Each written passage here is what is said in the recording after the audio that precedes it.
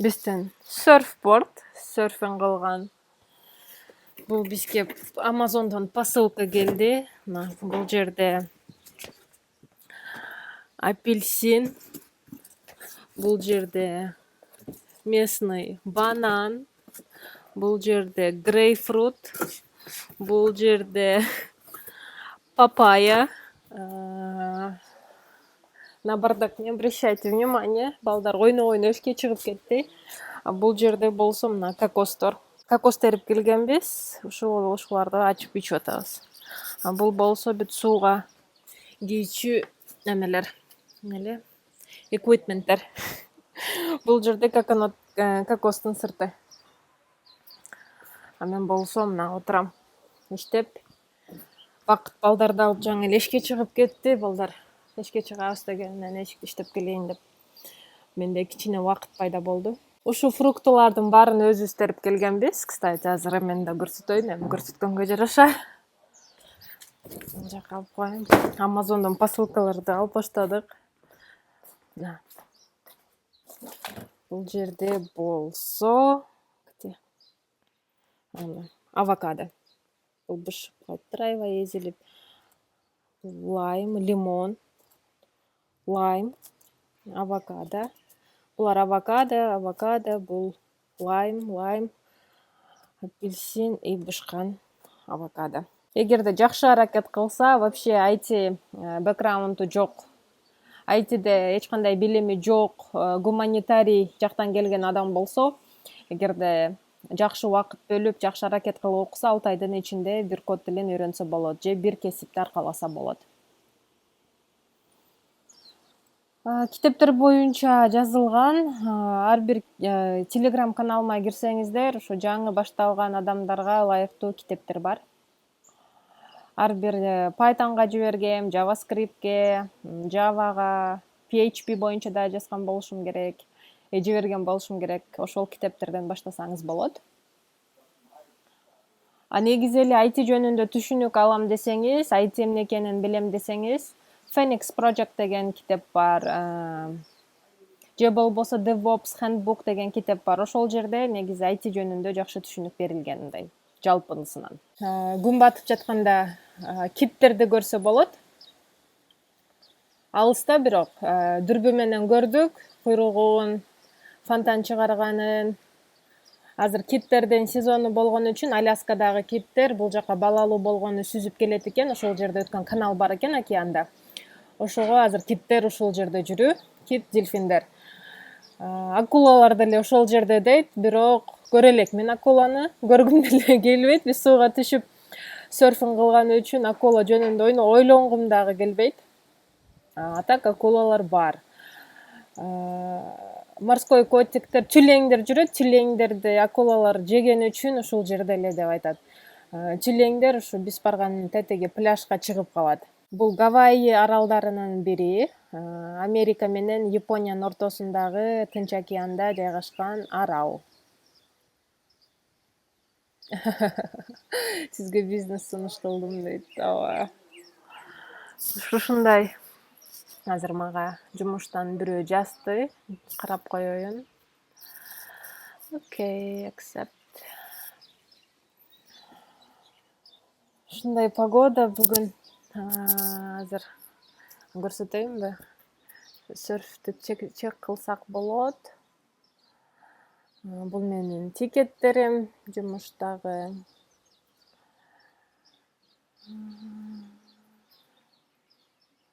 Surfline.com деген бүгүн бийик экен, ошентип текшеребиз. Мына Кепухи Бей деп коет, ушу биздин пляж, серфингге барган Молотайдагы. Бул жерден бүт көрсөк болот да. Бүгүн толкундар 3-4 фит бийиктикте экен. Western Chest'ден хайраак, ошол жерден баштап эсептелинет дейт. Шамалдын ылдамдыгы, суунун температуранын ысыктыгы. Бишкектен салам дейт. Гавайиден салам. Душно, жарко. Нет, погода очень-очень такая комфортная. Сон, духота жок да, влажность жок. приятная погода. Ошон үчүн дагы Гавайини тандаганбыз. Допустим, Майамиде жайында аябай душно болуп кетет. Прям эшикке чыга албай, кондиционердин эле түбүндө отуруп каласың да. А бул жакта болсо андай эмес. Акцияларыңыз боюнча да видео чыгарсаңыз сонун болмок дейт. Видео чыгарганга негизи толтура тема бар, убакыт жок болуп атат. Жумуш, үй бүлө, андан башка дагы проекттер болгон үчүн негизи убакыт аябай тар болуп атат. Погоданы айттым. Айдан эже, сизге чоң рахмат. YouTube, Telegramда пайдалуу маалымат болуп бөлүшүп турганыңызга, сиз жүктөгөн китептерди окуп баштадым. Сиздей инсан болсом дейм. Чоң рахмат дейт. Чоң рахмат. Буйраак китеп окуңуздар. Ал жака кантип барып калдыңыз эле дейт. Самолетко учуп келдик. Чикагода жашачубуз, тамаша. Чын эме серьезно айтканда, Чикагода иштеп ошол жакта жашачубуз. Мен иштеген компания Чикагонун даунтаун центриндеги бийик имараттардын биринде жайгашкан компания болчу. Главный офис IT компанияда иштейм. Анан пандемия башталгандан кийин аралыктан 100% аралыктан иштеген үчүн бул жака келе бердик. IT футболка кийип алгам. Мен негизи эле бүт футболкаларым так IT футболкалар. Конференциялардан, тияктан бияктан келген. Бул жерде маска кийбей жүрөсүң. Балдар эшикте кадимкидей балалыкты сезип ойношот. Ылгай кармайт, жер кармайт, суу кармайт. Кум, топурактарды кармашат, жерге отурушат, чөптөргө жатышат. Эми кечкери Чикагодагыдай ойлоно бербейбиз. Колун санитайз менен спирт менен арчыпчы. Ошон үчүн бул жака келдик. Балдар жыргап атат. Кечкери сууга түшөт, бассейнге түшөт. Толкундар аябай чоң болгондо бассейнге барабыз, толкундар кичинекей болгондо пляжга чыгабыз. Можете сказать, немного ли людей, айтишников, обучается в 2021? Пока что мало, я бы так сказала. Всем работы хватит. Баарына жумуш жетет азыр. Ошондой кез, что маркет азыр ачык вакансиялар деп коет го, аябай көп. Ошого чем больше айтишников, тем лучше. Неге дегенде бардык бизнестер онлайн өтүп баратат. Бардык бизнестин IT департаменттери, IT командалары бар. Ошон үчүн айтишниктер керек. Даже ITге эч кандай тиешеси жок бизнес компаниялардагы айтишниктерди нанимать этип, IT технологияны колдонуп баштады. IT компаниялар жөнүндө эми айтпай эле коеюн. Ал андай компанияларда биздикиндей 80-85% адамдардын баары айтишниктер. Кандайсыз, сиз программалоонун кайсы тармагында иштейсиз азыркы учурда? DevOps болуп иштейм, senior DevOps инженермен. Кандай лаптоп колдоносуз? Лаптоп жөнүндө айта кетейинби? Мынакей, бул менин лаптопум. Эң көп митингдер, эң көп собраниялар көбүнчө ушу бизде четверг күндөрү болот, байкасаңыздар болот. Калган күндөрү минимум 1-2ден собрания. Мына бүгүн эртең менен болду бир собрание, 1 саат, ошо менен бүттү. Анан эмиси мына ар бир күн собрание бизде. Понедельник, вторник, среда, четверг, пятница бир айдыкы. Бүт нерсе мына уже заранее болгон. Бул марттын расписаниясы. Бул только жумуштун расписаниясы. Будан сырткары өзүмдүн календарим бар. Ал менин кандай десем, жашоодогу, күнүмкү жашоодогу колдонгон календарь. Ал жерде уже башка расписаниялар кирет. Күнүнө кайсы жумуштарды бүтүрүш керек, эмнелерди бүтүрүш керек, кандай вебинарлар бар, кимдер менен жолугам, кимдер менен сүйлөшүш керек. Ал телефонумда.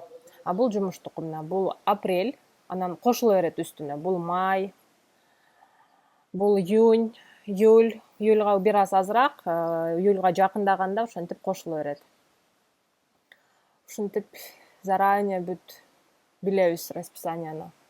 Мынакей бул январьда карагыла бүт кызыл. Ушунча собрание болду. Бул декабрь, бул ноябрь. Ушундай кылып иштейбиз. Менин компьютер жөнүндө айтып аткам, Менин компьютерим компаниядан алгам. Компания берген. Каждый 2 жыл сайын жаңы компьютер менен камсыздап турат. эң мыкты компьютерлардын бири десем болот. Окуганда мен мындай албайт болчумун акча кетирип, бирок эми иштеген үчүн, компания алып берип аткан үчүн алдым деп коеюнбу. MacBook'тун акыркы эмеси, модели 16 инч чоң экран. Коробкада жаңы келген, өзүм ал ачып колдонуп баштадым. Процессору i9, акыркы процессор. RAM, memory, памяти 32 гигабайт, аябай мощный, күчтүү компьютер. Диск HD 1 терабайт. Дисплей, окей. Storage 1 терабайттын ичинен 920 гигабайты свободный. Support and service. Негизинен айтканда MacBook Pro 32 гигабайттык MacBook Pro. Дагы ошентип письмолор ошентип келип турат. Бул жерден текшерип, эмне болуп атканын көрүп турам, кандай изменениялар болду, эмне жазды, эмне кылды, ошентип келет. Адан сырткары мына команда менен чаттарда сүйлөшөбүз. Жаңы эле Тери менен сүйлөштүм. Бүгүн эмебиз бар болчу. Митинг, собрание. Бирок эртеңкиге жылдырайлы дейт.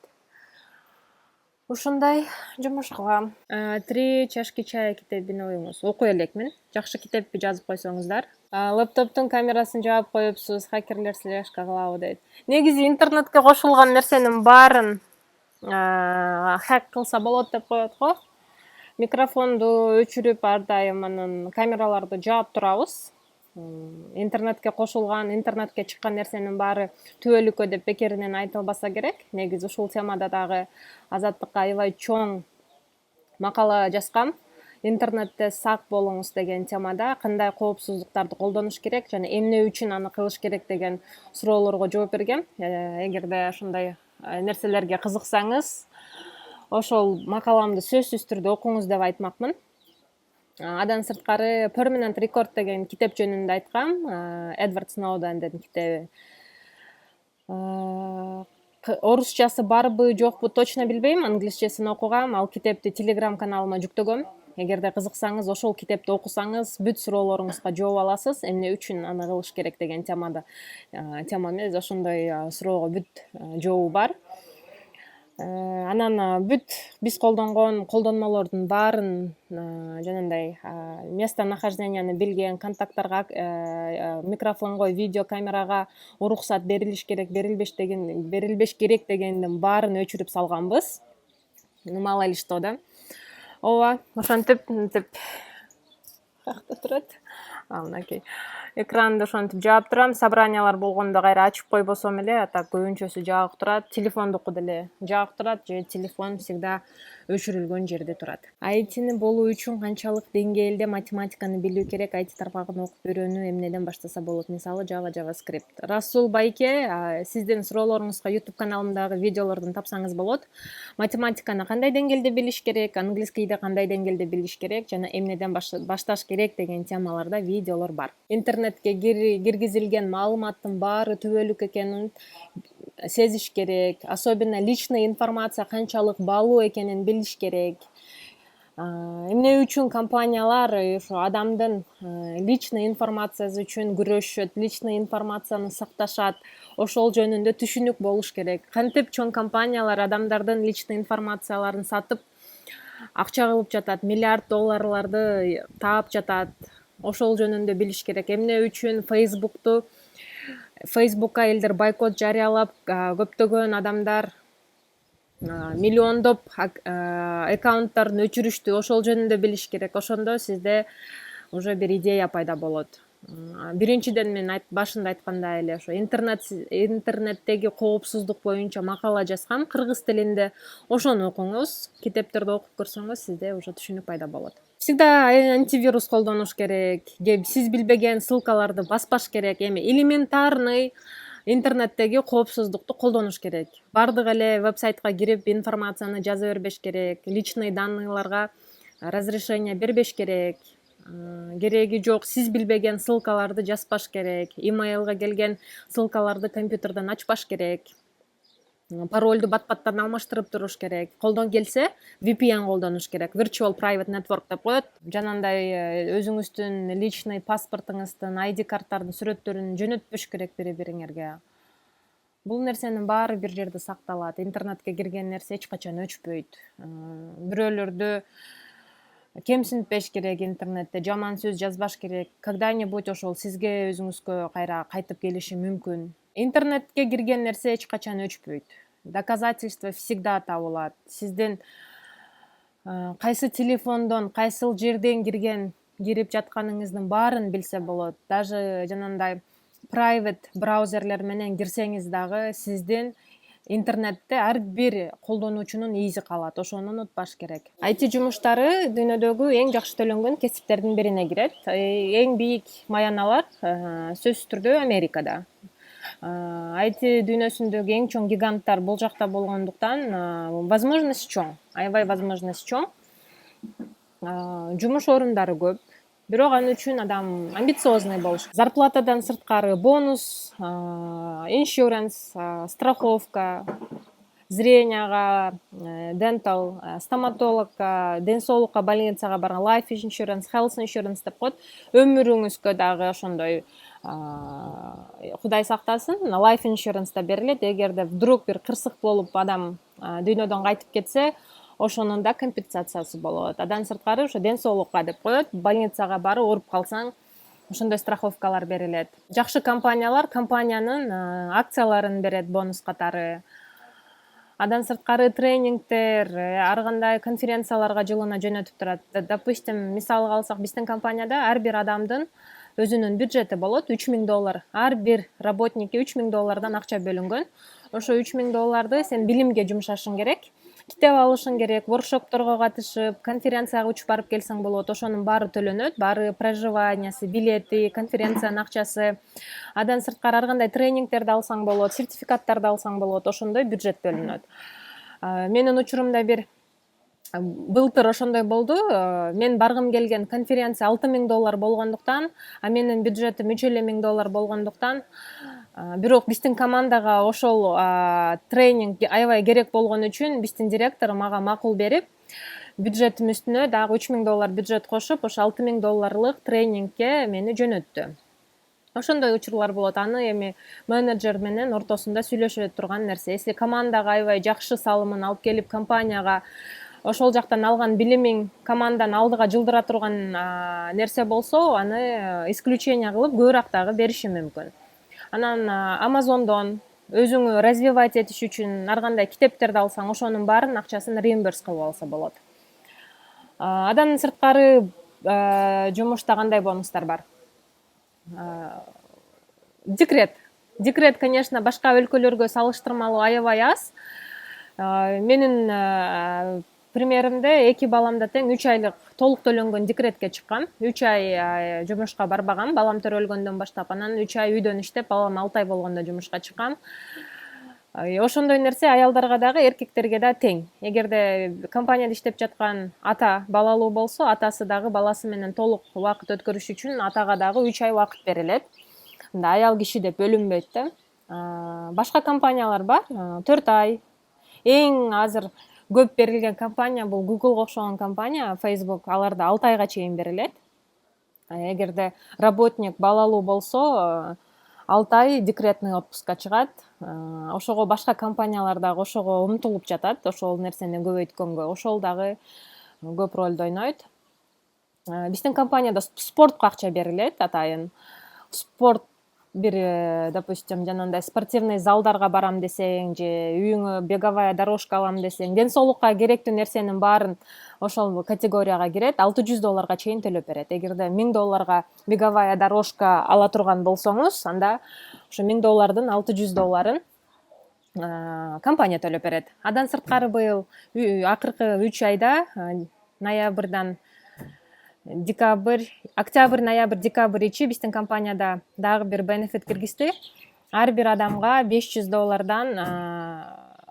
үйдө офис жасаганга акча берди. Бул компьютерный принадлежность алганга, furniture, мебель алганга. Допустим, столу менен, там кресло, керектүү нерселер, ошо мебель жумушка үйдө офис жасаганга керектүү мебелге $500 берди. Аны ошол жактан алсак болот. Эгерде $600–700 үйүңүздө өзүңүзгө офис жасаган болсоңуз, ошонун $500 компания төлөп берди. Анан андан сырткары equipment деп коет. Офисный принадлежность бул жанагы экрандар, микрофон, там камера, ашыкча дагы дисплей, мышка, не мышка, клавиатурага окшогон нерселерге да $500 берилди.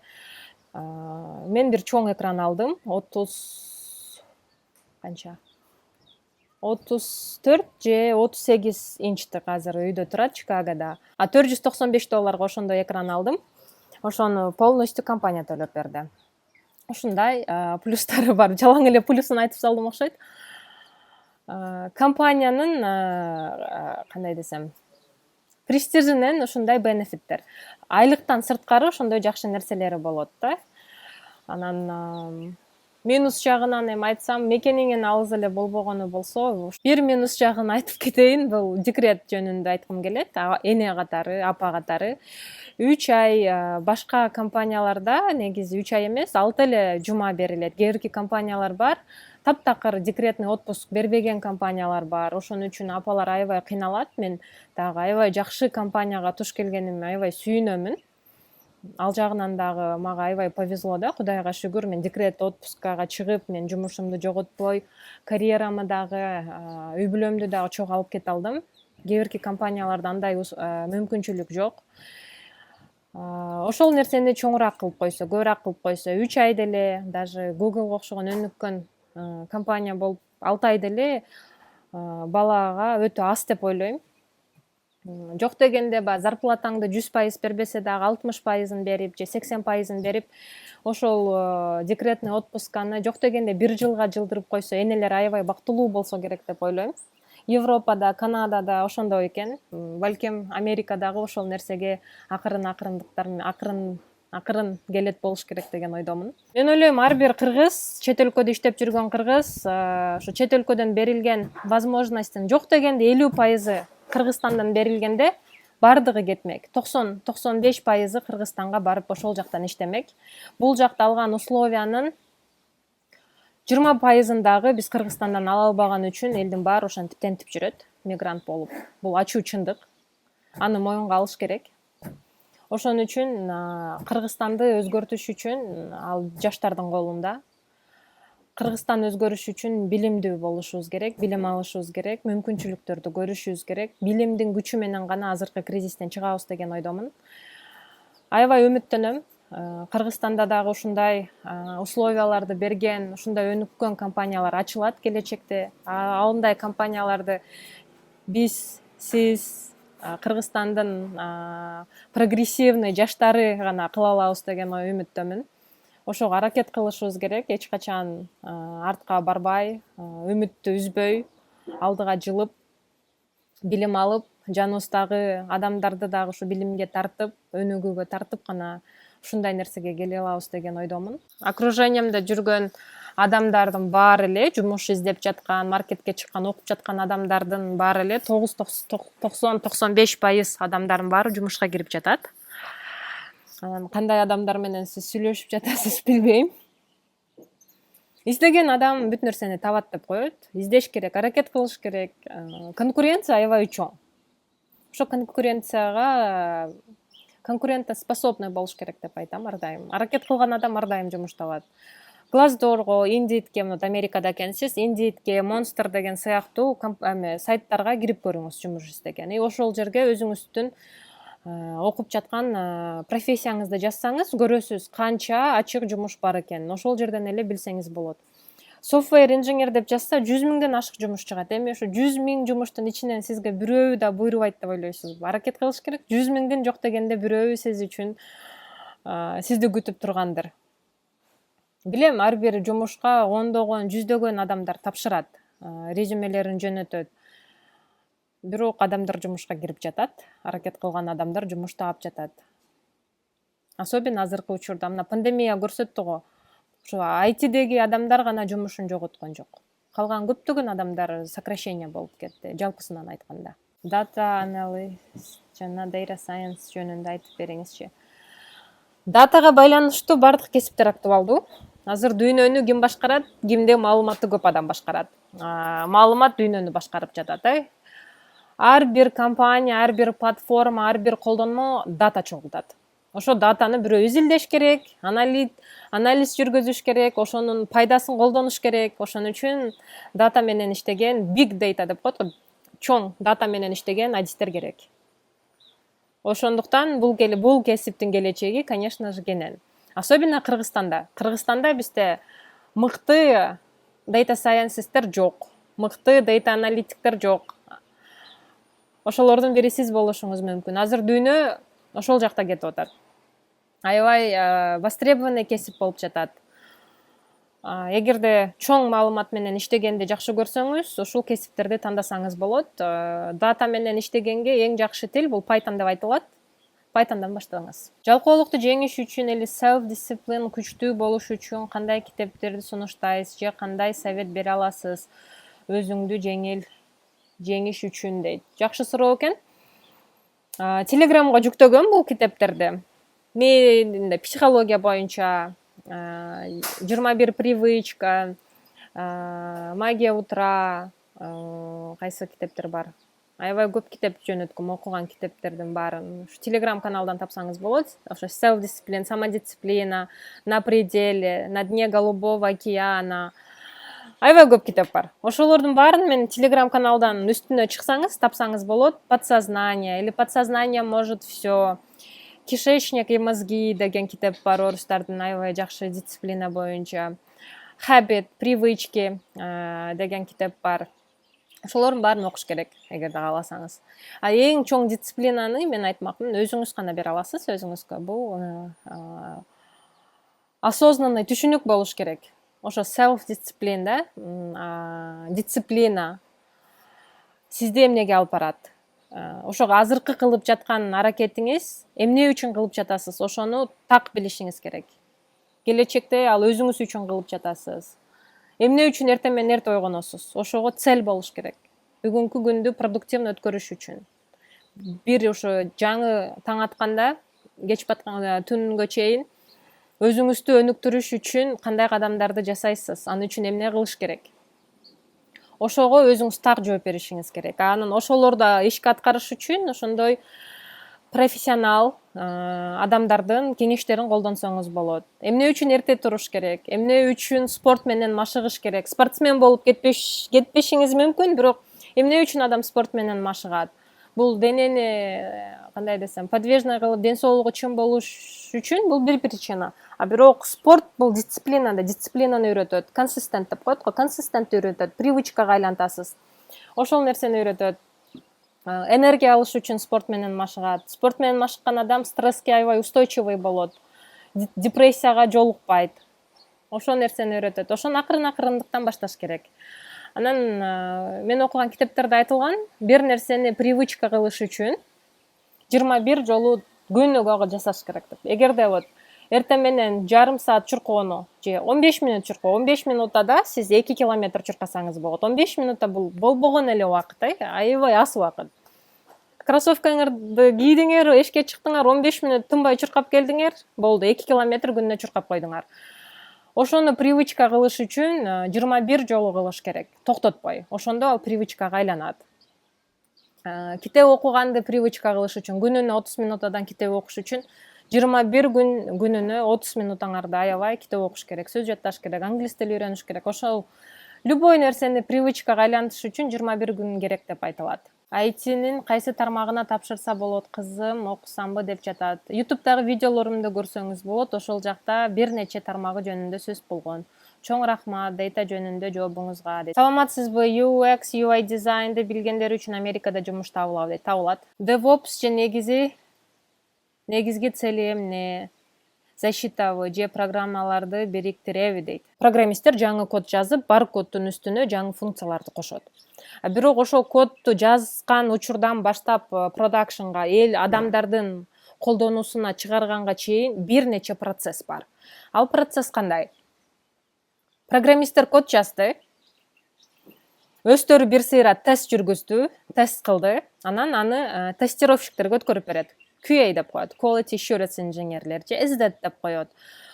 Ошол командага же ошол инженерге диск өткөрүп берди. Алар программисттердин кодун алып, өздөрүнүн программаларында automation кыска коддорду жазып, кодду текшеришет.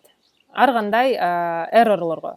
Допустим, user колдонуучу кирип бул жерин басса эмне чыгат, тиги жерин басса эмне чыгат, если башкача браузерден кирсе эмне болот, 1 деп жазса эмне чыгат, 2 деп жазса эмне чыгат дегендей все возможные тесттердин баарын ошо тестировщиктер тест кылат. Анан тестировщиктер аны тест кылгандан кийин ал коддун баары репозиторийде сакталат. Бул Bitbucket же GitHub. Ошо GitHub'да ар кандай веткалар болот. Production, Stage, Test деген сыяктуучу коддун баары ошондой бир платформа бар. Репозиторий платформа GitHub же ошо Bitbucket'те сакталат. Ошол жерге программисттер кодду жазып, күнүгө ошол жака push кылып турат, жөнөтүп турат ошо репозиторийге. Үстүнө кошуп турат, өзгөртүп турат. Ошол жерден тестировщиктер өздөрүнө пул кылып алып тест кылат. Тест кылып бүткөндөн кийин ошол кайра репозиторийдин башка веткасына салатына бул код тесттен өттү, нормально, все работает деген сыяктуучу. Ошентип бир нече сайкл жүрөт. Тест кылат, жазат, тест кылат. Анан ошол код уже адамдарга кеткенге даяр болгондо CI/CD деп коет, Continuous Delivery, Continuous Integration. Непрерывная разработка, по-моему, Continuous Deployment, да. Непрерывная разработка и непрерывная интеграция. Continuous Integration. Ошол жерде DevOps чыгат. Ошол кодду алып туруп, DevOps инженерлер ошол интеграцияга жиберет. Аны үчүн ар кандай инструменттерди колдонот. Jenkins, TeamCity, Ansible, Chef, аябай көп ошондой Kubernetes, Docker, көбүнчөсү бул Jenkins болот. Ошол кодду алып туруп, бунун баары автоматизация болгон да, автоматически өзүнчө ошондой инфраструктура, ошондой environment түзүлгөн. Болгону аны ушу DevOps инженерлер башкарат, ошого автоматизация код жазат. Даяр кодду алып туруп CI/CD'ге кой берет, ал жерде код непрерывно сизге керектүү колдонмолорду сервер машиналарга деплой кылат, иштетет, текшерет. Ошол бүткөндөн кийин код даяр дейт. Код тесттен өттү, стейджге барды, бардык нерсе тест бүттү, колдонууга даяр деген эме кетет. Бизде ошондой иштелет. Ошо непрерывно болуп турат. Бүгүн жазылган код бүгүн деплой болуп турат. Бүгүнкү изменение бүгүн болуп турат. Ошон үчүн непрерывная интеграция, непрерывная разработка деп коет да. Ошондой чоң иш жатат. Анан ошол нерсе даяр болгондон кийин deployment деп коет. Без zero downtime deployment. Колдонуучулар платформа deployment болуп жатканын сезбеш керек, билбеш керек. Ошонун бүт артында болуш керек. Бир убакыт релиз деп коет. Релизтерге номер берилет, баягы версияга окшогон эле нерсе да, версия деп коет. Азыр биз бир колдонмонун application'дин версия 2.1 дегенин колдонуп жатсак, жаңы код чыгат релизге 2.3 деген же 2.2 деген версиясы чыгат. Ошону колдонуучуларга барып бериш керек. Колдонуучуларга жөнөтүш керек, телефонуна push кылыш керек. Ошол жерде да DevOps'тар иштейт. Бир число айтылат. Ар компанияларда ар кандай релиз каждый жума болушу мүмкүн, релиз каждый 2 жума болушу мүмкүн, релиз каждый айда бир болушу мүмкүн. Ошондой. Релиз болгон күнү DevOps инженерлер акыркы продакшндагы кодду, акыркы продакшнга кетет турган репозиторийни, жазылган кодду өзүнүн процесси менен колдонуучуларга эч кандай error жок, эч кандай downtime деп коет го. Оффлайны жок, онлайн түрүндө колдонуучуларга жеткирип берет. Ошол жерде DevOps инженерлер өздөрүнүн жумушун аткарат. Адан сырткары DevOps инженерлер инфраструктураны карайт. Ошо девелоперлерге тестировщиктерге, аналитиктерге инфраструктура куруп берет. Допустим, бирөөгө 10 сервер керек, 10 машина керек бир кодду тест кылганга. Ошо 10 машинаны отуруп алып, бирден кол менен бир жума убакыт кетирбей, ошого коддор жазылат, автоматизация жазылат. Аны биз 5 мүнөттө курабыз. Ошентип инфраструктураны улучшать этебиз. Аны үчүн кайра эле мен башында айтып жаткан инструменттерди колдонобуз. Jenkins, Ansible, Terraform сыяктуу клаудтун сервистерин колдонобуз. Ошондой жактан суппорт кылабыз девелоперлерди, программисттерди. Дагы кандай деп түшүндүрсөм болот? Ушундай жөнөкөй сөз менен айтканда, билбейм, жакшы түшүндүрдүмбү же силердин башыңар айланып кеттиби? Австралияда болобу, Америкада болобу, Китайда болобу, Кыргызстанда болобу, DevOps бардык жерде DevOps. DevOps бул көбүнчө культура работы. Agile'ды, CI/CD'ни билген адамдар. DevOps'то колдонуучу инструменттерди билген адамдар. Scrum'ды жакшы түшүнүш үчүн, Agile'ды жакшы түшүнүш үчүн DevOps Handbook же Phoenix Project деген китеп бар. Аябай оңой жазылган. Орусчасы балким бардыр, англисчесин окугам. Ошол китепти сунуштамакмын. Ошол жерде Scrum, Agile аябай жакшы түшүндүрүлгөн. Командалардын ортосундагы байланыштык, эмне үчүн стендап керек, эмне үчүн Scrum Master керек, ошол жөнүндө жакшы түшүндүрүлгөн. Ошону көрсөңүздөр болот. Бул темада аябай көп узун сүйлөй берсе болот. Scrum деген эмне, кайсыл жактан чыккан, бул кандай метод? Ал жөнүндө пост дагы бар. Ошол жакты дагы окуп көрсөңүздөр болот. Эже айтыңызчы, диплом керекпи IT менен иштеш үчүн? Диплом кереги жок, бирок эмне үчүн диплом өтө маанилүү деген темада YouTube'да видео бар, ошону көрсөңүз болот. Дипломду эмнеге алыш керек, жана курсбу же вузбу деген темада дагы видео бар, ошону көрсөңүз сиз толук түшүнө аласыз. DevOps жөнүндө буюрса жакында видео тартайын деп жатам. Жакшы түшүндүрүлгөн жөнөкөй сөз менен негизи DevOps инженерлер эмне жумуш кылат, эмнеге DevOps'тор керек, эмне үчүн компаниялар DevOps инженерлерди, DevOps командаларды ачып жатат. Ар бир компанияда DevOps'ту ар кандай түшүнүктө иштешет. Ар бир компаниянын DevOps командасын өзүнүн культурасы бар. Допустим, биздин компанияда DevOps'тор бир аз башкача жумуш кылса, башка компанияда бир аз башкача кылат. Мындай айтканда, ар бир компания өзүнө ылайыкташтырылып ошондой команда түзүп алат. Универсальный инженерлер деп айтмакмын. DevOps'тор өзүм да сөз эле айтып тургандай, development, программированияны түшүнгөн, программалоо тилин билген, код билген адамдар. Ошол эле учурда Ops дейт. DevOps болот атпайбы? Ops бул operations. Operations'ты да билген адамдар да. Бул систем инженерлер, Linux'ты билген адамдар.